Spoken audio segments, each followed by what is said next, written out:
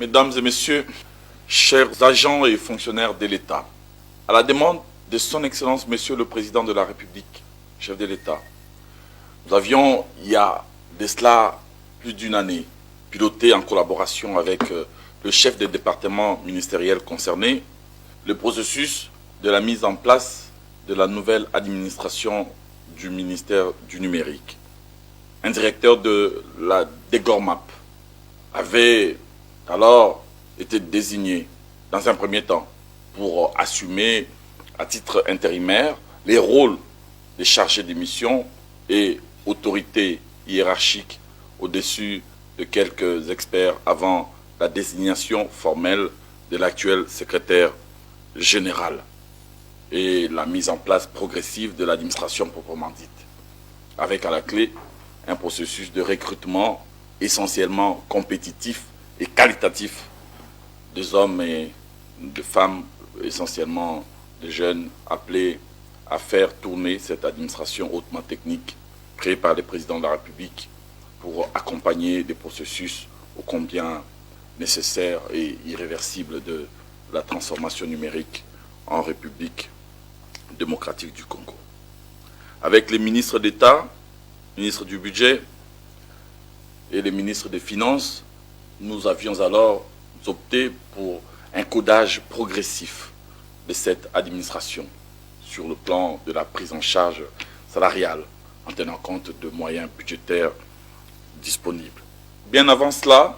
en décembre 2022, j'avais pris 2 notes circulaires rappelant les principes relatifs à la gestion des ressources humaines de l'État. Au travers de ces 2 notes,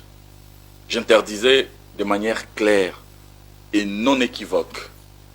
tout recrutement de nouvelles unités et tout alignement aux avantages réservés aux agents de carrière des services publics de l'État à toute personne n'ayant pas cette qualité. Dans la même veine, considérant les objectifs fondamentaux du gouvernement en rapport avec la maîtrise des effectifs et de la masse salariale, l'article 21 du décret relatif à la discipline dispose, je cite, « est passible de la sanction de révocation sans préjudice des poursuites judiciaires l'agent qui, en violation des dispositions légales et réglementaires relatives à l'accès aux emplois publics et à la rémunération, recrute, met en service ou aligne aux avantages auxquels n'ont normalement droit que les agents des carrières de services publics de l'État, toute personne dépourvue de cette qualité et ou non porteuse du numéro matricule lui accordé conformément à l'article 11 du statut par les ministres ayant la fonction publique dans ses attributions. Plus de 8 mois après les recrutements du premier lot des cadres et agents de l'administration du numérique, j'ai appris avec stupéfaction et ébahissement que l'enveloppe dégagée pour la prise en charge des agents du numérique a été détournée pour d'autres affectations en prime en faveur de personnes non concernées et non revêtues de la qualité de fonctionnaire. Comment un responsable de service peut-il admettre l'alignement aux primes des personnes fictives, des agents qui ne travaillent même pas, sans position régulière de service, pendant que les fonctionnaires qui viennent tous les jours en service en sont privés? Comment peut-on accepter, alors que le président de la République insiste tous les jours sur l'impératif dans la fonction publique d'assurer la promotion de la méritocratie et de l'égalité de traitement, comment pourrions-nous accepter qu'un haut fonctionnaire puisse prioriser pour l'alignement aux primes ses accointances familiales ou politiques en défaveur de l'objectivité et de la neutralité? Les premiers éléments de l'enquête ouverte à ces propos et qui se poursuit mettent en cause notamment le secrétaire général, qui a visiblement fait preuve de négligence, de complaisance et de manquements graves dans l'accomplissement de sa mission. Il a donc failli à sa mission. Pour cette raison, et en attendant l'aboutissement de l'enquête en cours,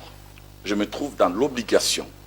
en vertu des pouvoirs qui me sont reconnus par la loi, d'ouvrir en son encontre une action disciplinaire assortie d'une suspension de ses fonctions avec effet immédiat. Je demande au ministre ayant dans ses attributions le numérique de désigner parmi les directeurs compétents, revêtus au moins du grade des directeurs, c'est lui qui va assurer l'intérim jusqu'à nouvel ordre. Je demande également au service de la paye de collaborer avec l'IGAP afin d'orienter l'enveloppe en question vers la rémunération des agents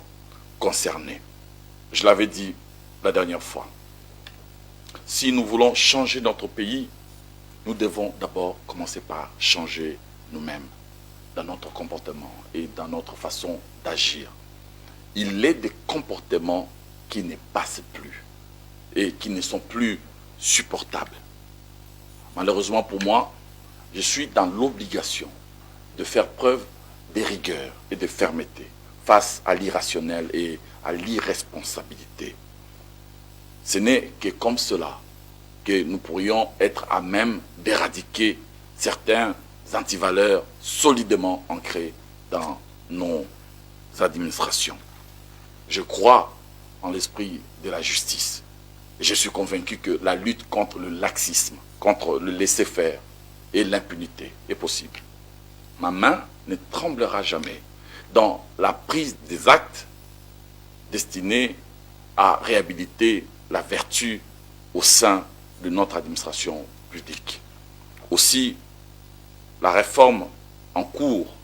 de la politique salariale voulue par le chef de l'État nous permettra-t-elle de faire en sorte que chaque fonctionnaire congolais, chaque agent public, chaque travailleur au demeurant puisse bénéficier d'une juste rémunération, conciliée dans l'équité, droits et devoirs des agents et fonctionnaires de l'État, nous permettra, j'en suis convaincu, de soigner des blessures et des fractures sociales qui ont longtemps créé division et frustration au sein de notre communauté nationale. Le temps est venu pour nous tous d'emprunter un nouveau chemin devant nous mener vers le changement que nous appelons de tout notre vœu dans notre pays. Duralex, Sedlex. La loi est dure, mais c'est la loi. Que Dieu protège notre pays.